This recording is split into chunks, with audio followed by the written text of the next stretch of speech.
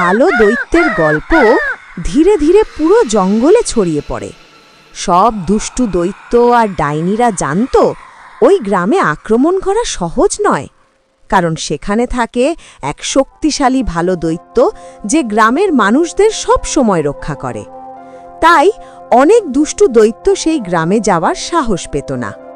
কিন্তু একদিন দুষ্টু দৈত্যদের মধ্যে একজন অহংকার করে বলল, আমি এসব ভয় পাই না। অনেক দিন ধরে শুনছি ওই গ্রামের কথা। সবাই বলে সেখানে এক ভালো দৈত্য পাহারা দেয়, কিন্তু আমি তাকে ভয় করি না। আজ আমি সেই গ্রামে আক্রমণ করব। অন্য দৈত্যরা তাকে সাবধান করে বলল, তুমি কি পাগল হয়েছ? ওই গ্রামে যেও না। সেখানে এক শক্তিশালী ভালো দৈত্য থাকে। সে সব সময় গ্রামের মানুষদের রক্ষা করে। কেউ কখনো সেই গ্রামে আক্রমণ করতে পারেনি। তারপর সে লুকিয়ে লুকিয়ে কয়েকদিন গ্রাম দেখতে লাগলো। সে লক্ষ্য করতে লাগলো ভালো দৈত্য কখন গ্রামে থাকে আর কখন জঙ্গলে চলে যায়। একদিন সে খবর পেল আজ ভালো দৈত্য গ্রামে নেই।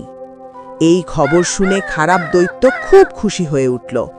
সে বলল, ভালো দৈত্য গ্রামে নেই, এটাই আমার সুযোগ। আজ আমি সেই গ্রামে আক্রমণ করব। সে আক্রমণের জন্য প্রস্তুত হতে লাগল। ঠিক তখনই সেই গ্রামের পাশ দিয়ে যাচ্ছিল লুল্লুভূত। লুল্লুভূত দেখতে একটু মজার হলেও সে ছিল খুব বুদ্ধিমান। দূর থেকে সে খারাপ দৈত্যকে দেখে সন্দেহ এই করল। দৈত্যটা এখানে কি করছে? তার আচরণটা খুব সন্দেহজনক মনে হচ্ছে।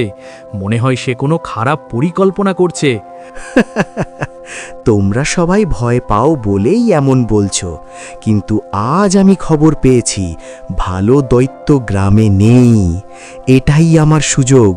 আজ আমি সেই গ্রামে আক্রমণ করব। সে চুপচাপ কাছে গিয়ে শুনে ফেলল দৈত্য আজ গ্রামে আক্রমণ করতে যাচ্ছে।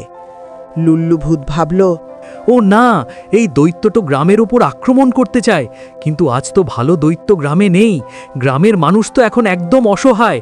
আমাকে কিছু একটা করতেই হবে। তখন লুল্লুভূত একটা বুদ্ধি বের করল। সে হঠাৎ করে চারদিকে ভয়ঙ্কর আওয়াজ করতে লাগল। চারদিকে কুয়াশা ছড়িয়ে পড়ল। খারাপ দৈত্য ভয় পেয়ে গেল। সে ভাবল, এটা কি? এই ভয়ঙ্কর আওয়াজটা কোথা থেকে আসছে? এখানে কি আর একটা শক্তিশালী ভূত আছে? লুল্লুভূত আবার চিৎকার করে বলল, হু হা হা! কে সাহস করেছে এই গ্রামের দিকে খারাপ নজর দিতে? এই গ্রাম আমার পাহারায় আছে। এখান থেকে এক্ষুনি চলে যাও। খারাপ দৈত্য ভয়ে কাঁপতে লাগল। সে আর এক মুহূর্ত দেরি না করে জঙ্গলের দিকে পালিয়ে গেল। না, আমি এখানে আর থাকব না। কিছুক্ষণ পর ভালো দৈত্য গ্রামে ফিরে এলো।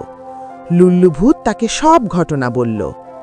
ভালো দৈত্য হাসল এবং বলল, লুল্লুভূত, আজ তুমি সত্যিই বড় সাহসের কাজ করেছ।